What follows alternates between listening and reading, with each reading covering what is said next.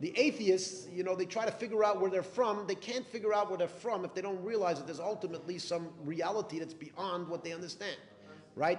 I call it God. Other people might call it the bigger reality, the great reality, right? As a matter of fact, you should know, throughout history, the secularist movement always laughed at the Jewish people.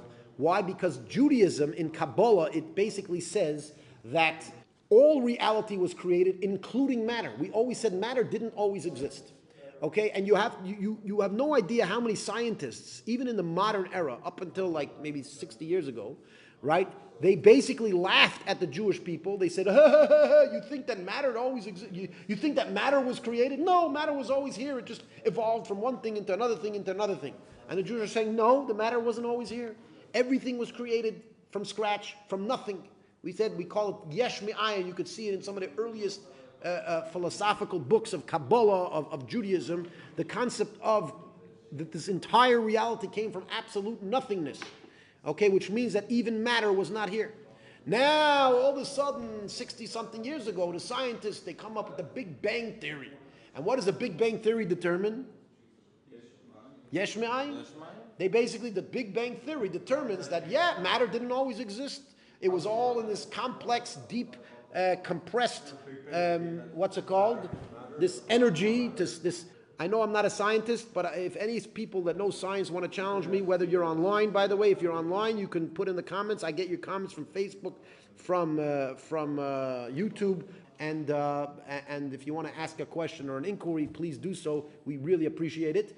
What was I saying? Oh, the Big Bang. According to the Big Bang Theory, all reality was condensed in what they call this an infinitely small point. Okay, it's crazy that they use the terminology, an infinitely small point, and they have no idea what type of energy it was, right? Because all the energy that they know today, they see it as it is attached to matter, right? But energy, meaning move things, they judge energy by how it moves around matter. There's no other way to join. You can't judge energy without matter. How do you judge? We have a scientist. He's saying that no. So tell me, what is it? How do you figure out if there's energy or not? How do you determine whether energy actually exists or not? Oh, how do you determine if it exists? exists? How could you measure energy? How could you determine if there is or isn't? You gotta have a way to measure it.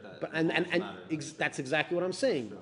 So thank you for admitting that I know maybe I'm not always wrong in science. No, it's true. It's true. You need matter to judge energy. Meaning you cannot determine if energy is there if you don't have matter. The whole way to determine if energy exists is through matter.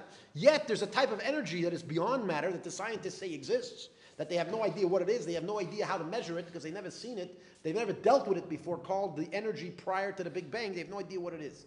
Right? Now, by the way, what I tell people is the Kabbalah has been speaking about this way before. It's called infinite energy. Okay? And by the way, I'm going to tell you something spooky, Kabbalistic over here for all of you guys that came all the way to Tzfat to learn some Kabbalah, and then you got stuck in Rabbi Kopel's class learning about eggs rolling down a hill. Okay?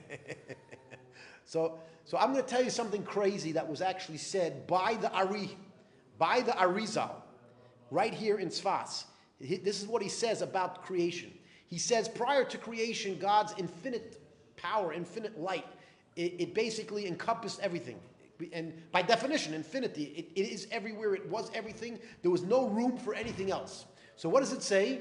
It says that he then, in order to create the world, it said he took infinity, he squeezed it into the center point of infinity. He took infinity, he condensed it into a small center point of infinity. Then around that infinite dot, he removed the light, which means he created a dark or a hollow zone, which is actually that's called the removal of the siluka or, which is not the tzimtzum. The tzimtzum is the condensing the energy into a small center point. Okay, and then he removed the light from around this center point of energy, and then he allowed the infinity to let out its light. Now, it's not 100% clear. Some people suggest that the light came from outside of the circle.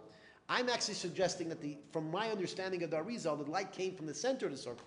Why? Because infinity was condensed into an infinitely small point, which is exactly what the scientists have determined today. Yeah. That infinity was condensed into an infinitely small point. Now the light from around it was removed. There was an emptiness created around that infinite, condensed infinity. Now that infinity spread open and created all reality. All right? So that is actually the Kabbalistic narrative of creation, which crazy seems to match a lot of the Big Bang Theory's conclusions. Not necessarily all of their conclusions, but some of them. Yeah. Okay? Because, science has to get things wrong. God doesn't. So if we're getting it from a godly source, it doesn't have anything wrong. It's 100% perfect. Sometimes we don't understand it. We need to understand it. Sometimes we understand it more. Sometimes we understand it less. But ultimately, it's true. Science always has flaws in it, and that's why they keep on changing and they keep on advancing, because they find their flaws and then they try to fix them.